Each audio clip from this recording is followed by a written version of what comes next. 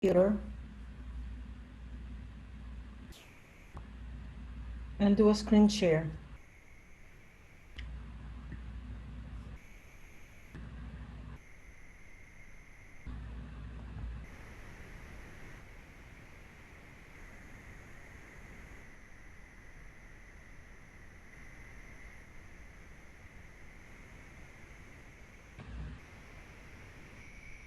Okay. You can do this entire process absentee. Let me show you. I'm gonna show you a real case that I'm working with right now. And it's this case. We want to be very careful in our garden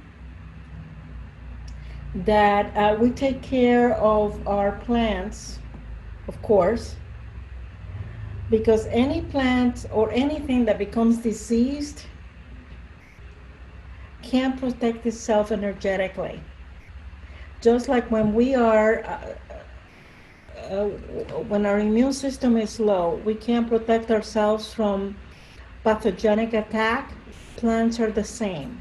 Plants that are sick, that are uncared for, can't protect themselves energetically, and entities can enter them.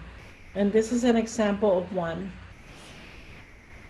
And this one had an attachment, and the children in the house, in this household, could feel the energy and could actually see the attachment.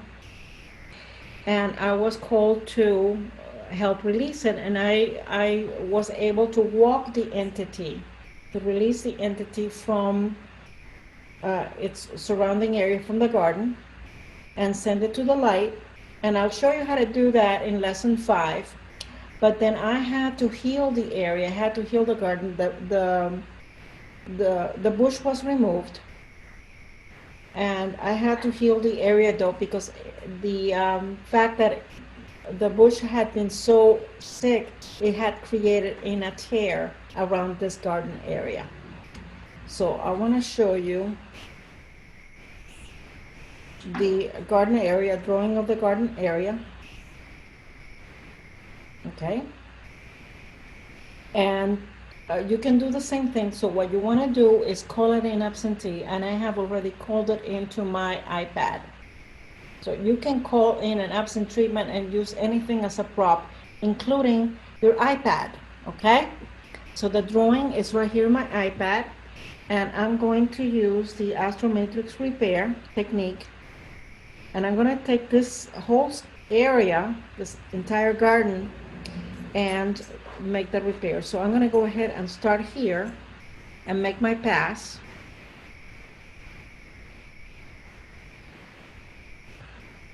In this direction, use the body pendulum, and I'm going forward. So that means that there's no tear in this direction. And I'm going to go in the opposite direction and test again. And I'm going backwards. So I'm going to go ahead and do the repair now. Do the repair in red. So I'm going to go right over the area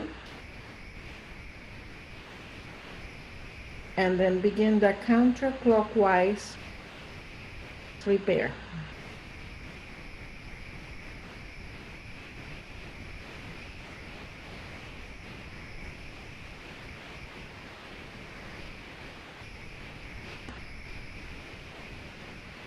Okay, and now I'm going to test again. I'm going to make my line again. Oops.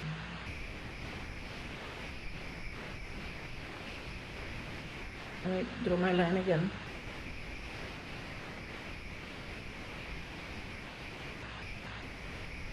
And I'm going forward. So I know that this diagonal in both directions has been corrected. Now I'm going to do the other side. Okay? And I'm using the body pendulum to test and going forward.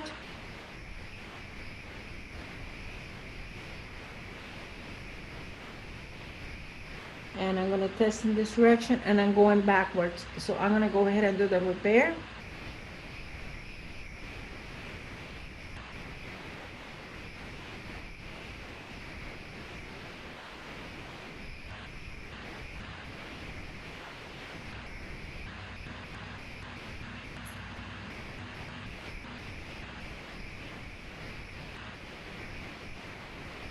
Okay. And I'm going to go ahead and test again. Let me test in this direction. I want to test this direction first, just to make sure. Forward. I'm going to test in this direction, make sure that I got it. Good. I'm going forward both times. So I'm going to go a little bit smaller and see what I get. Because I'm getting a sense that there's a little problem right here. So I'm going to make my square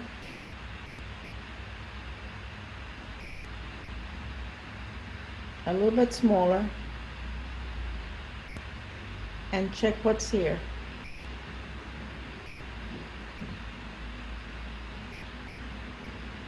And I'm going backwards.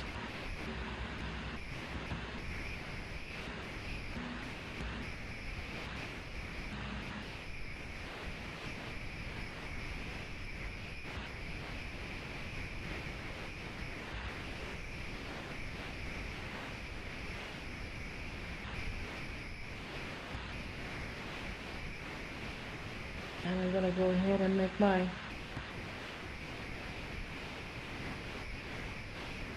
and now I'm going forward. So I know that this is okay now.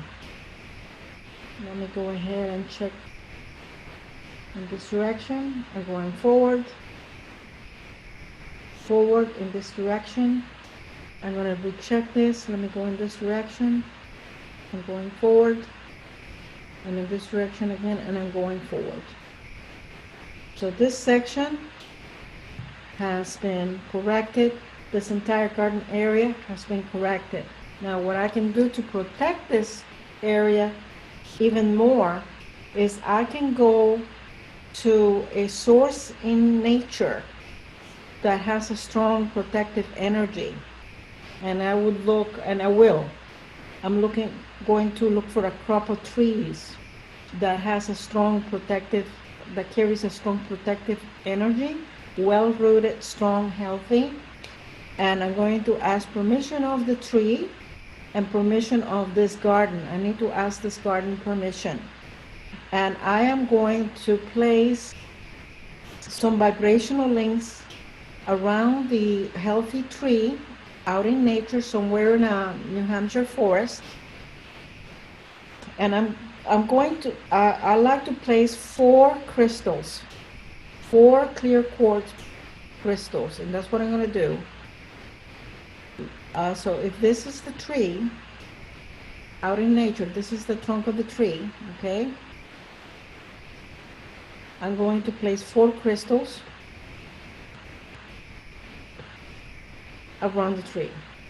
But I'm going to take half of those crystals, I'm going to split those crystals in 4 pieces, and half of the crystals will be placed here in the garden. So I'll have one here, one here, one here, and one here. Why?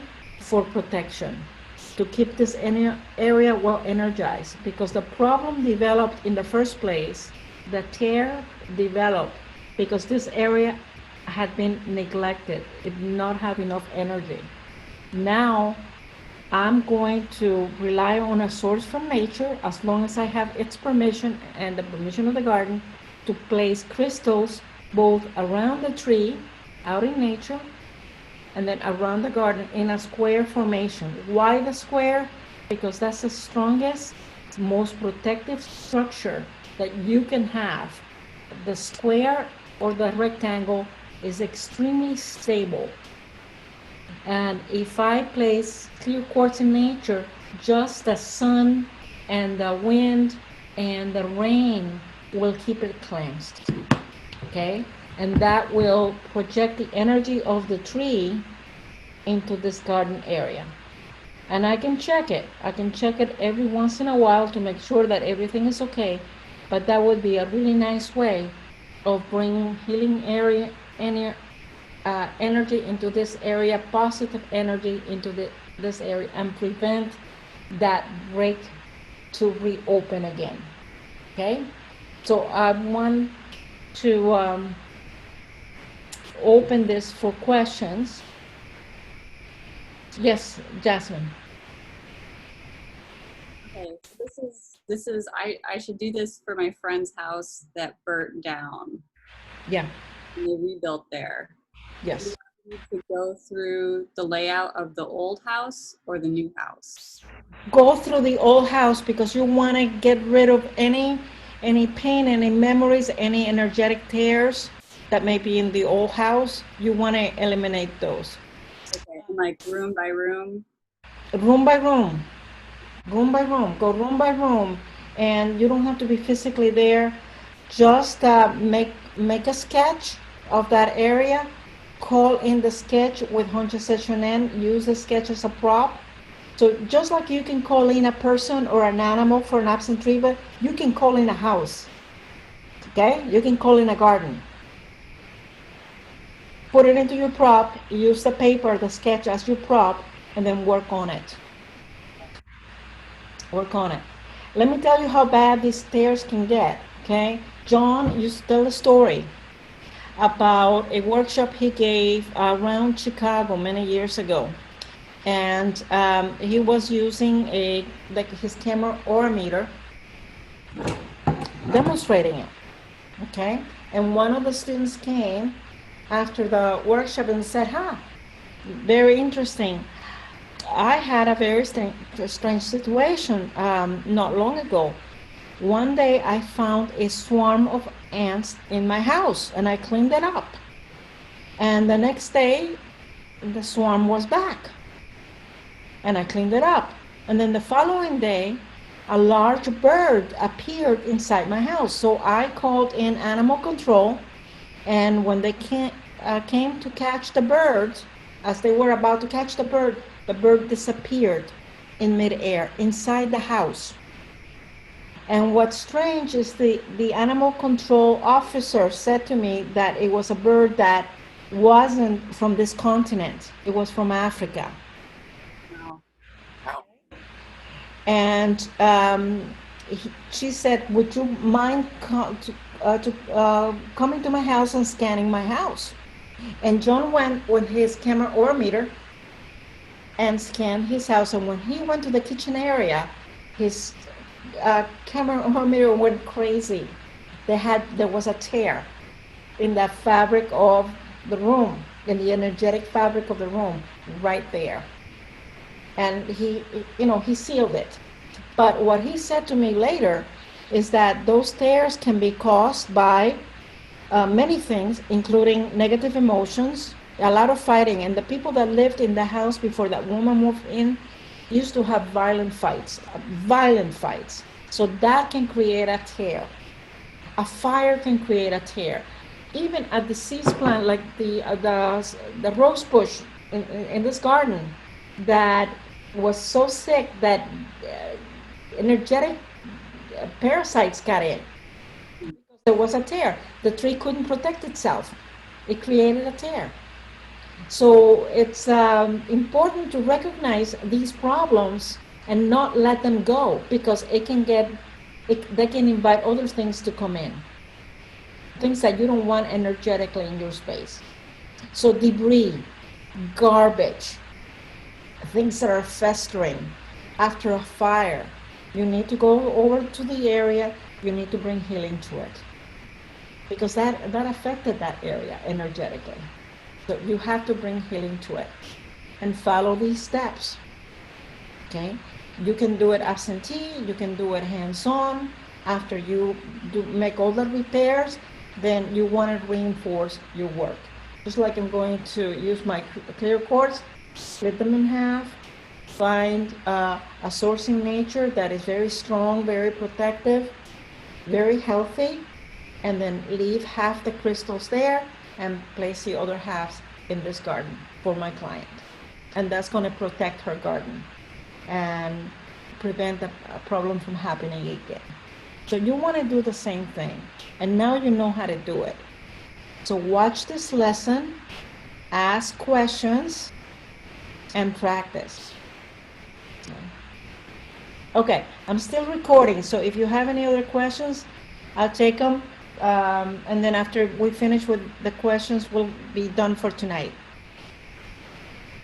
Is it good to do it as a drawing and use a pen or use an iPad like you did?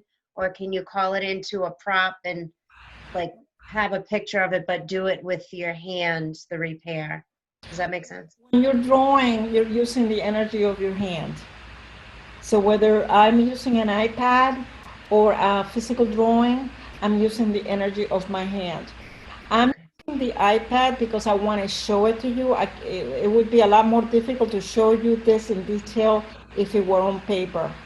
But if I was by myself without you, I would probably print the paper that she sent. She made the sketches for me because I have never been to her house.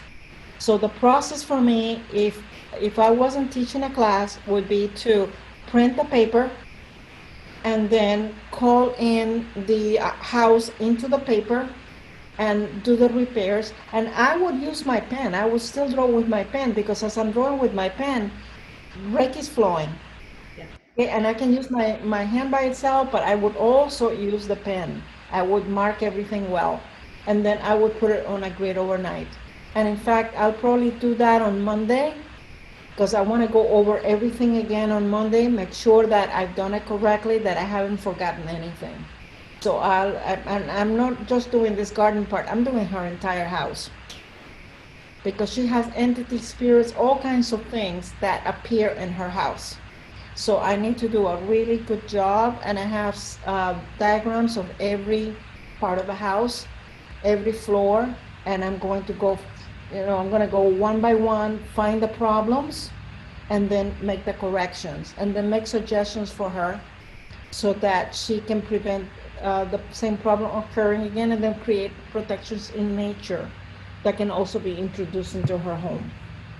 So this takes a little bit of practice, but you can do this, and you should. So anytime that you're working with someone who has these type of occurrences, okay, entities that are coming in, spirits, energy that doesn't feel right, you can do this.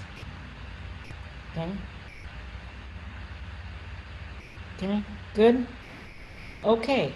Any other? Thank you. Good. Was this helpful? Good. Okay. Let me go back to gallery view. I just want to make sure that you guys are clear, that there are no questions. And if there are, please come to, please tell me tomorrow or post to the Facebook group or call or email, because we want to make sure that we address all of your questions. But now you know how to do this. I have a question. Yes, please.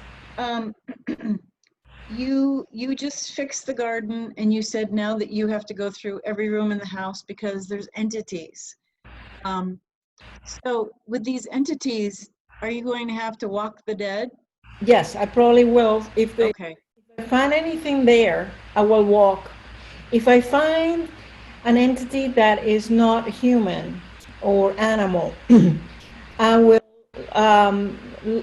refer her to an exorcist or a feng shui master, because they deal with those things and I don't. And I don't want to deal with those things. Okay?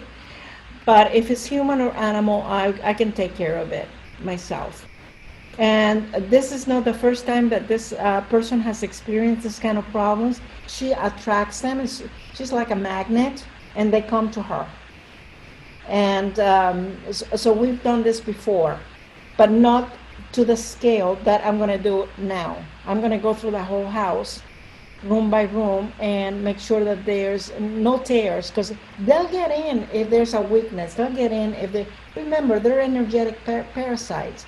So they'll get in if there's a tear, or if you bring them in. Yeah, yes. Lourdes, then you're saying that this woman just keeps attracting these energies.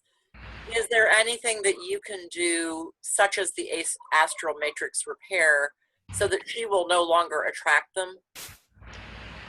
What she needs to do is to learn to work with them, because she has a gift, and she can be a very good medium. She's a natural medium, and they come to her because she can see them, she can feel them, and they're attracted to her. And what I hope she does, and I've suggested for her to do, is to do the Reiki Master program, because in the program I can teach her, just like I'm teaching you, how to deal with this herself and how to walk these energies herself. And I think that that's exactly what she's going to do. I hope that she does. Yes, Rochelle. I know a medium, and he said the same thing. He said that he had to learn how to shut them out, otherwise they would bother him 24/7 all the time. They're like, he said it was like Grand Central Station, and he had to train himself to, I guess, shut them out. I don't know. That's what I'm going to train you to do in lesson 5, because you're going to learn how to work with them if you want to. It's totally your choice. Nobody can force you. So it's totally voluntary for you to work with them. It's a gift, because if they are calling on us, it's because they need help, and it's a wonderful thing to be able to help them, to communicate with them. They're just people or animals, just like you and me, and they need help. It's a population that is often ignored, not because of any malice, but because of ignorance. But you set the rules.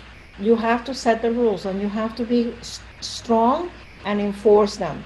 You have office hours, just like you have office hours with clients, living clients, and they don't call you in the middle of the night. Okay, you have to do the same with spirits. And we'll talk about that in lesson 5. But yes, they know who can see them, they know who can sense them, and they'll come to you because they're attracted to you. Okay, so I'm going to stop recording.